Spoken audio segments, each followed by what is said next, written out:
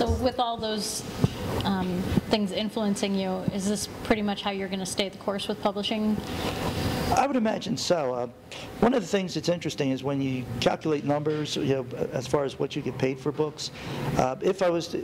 If the TV series is to happen, or one of the other scripts was to be made, then the amount of money you stand to make on your books with a small press is significantly greater.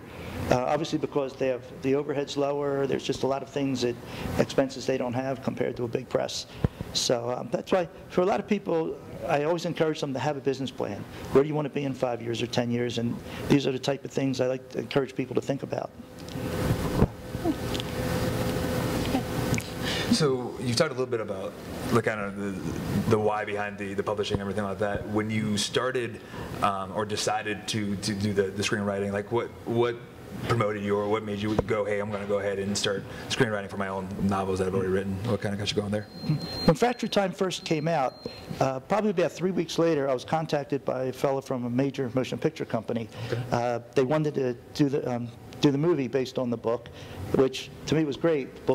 My first book gets published, now somebody wants to do a movie, and everything was looking good for this. And this was back in 2001, and we had gotten to the point where we were supposed to sit down, sign a contract. They're working out all the numbers, and 9/11 happened, and they changed their mind. Sure. So I kind of realized then that Hollywood's fickle.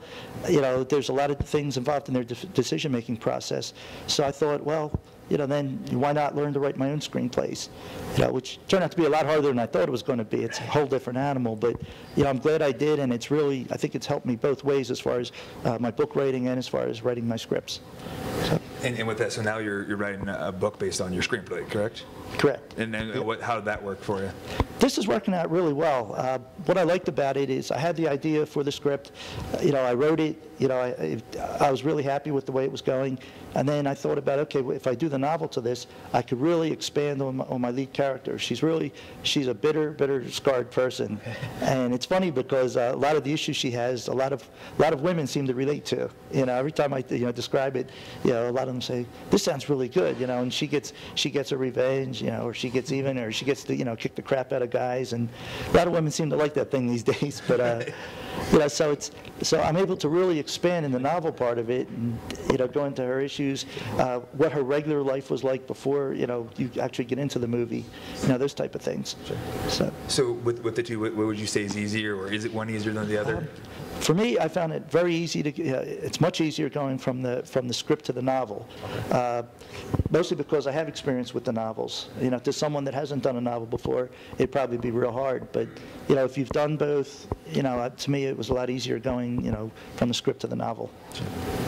And when it comes to the screenplays, what's the future hold for you? You think? I think. Like I said, with Hollywood, it's a fickle business. I think several of my projects are going to sell, and it seems once one does sell, it's like dominoes. The others follow right behind it. So I'm confident that's going to happen. I'm trying to look past that. You can never. It's like swimming in the lake. You can't stay still. You're either swimming or you're sinking. So I like to keep going with the novels, keep writing. I like to do the conventions, get out there, meet a lot of people. I like to help the new writers. I'm considering writing a sequel to Night Creeps, my adult horror story. I left a few things in there, openings that I could go into a sequel. And I think that's one that, because horror, a lot of times you can do on a low budget, I think that's going to happen. So I'd like to have a sequel prepared. Sure. You always have to be ready for anything.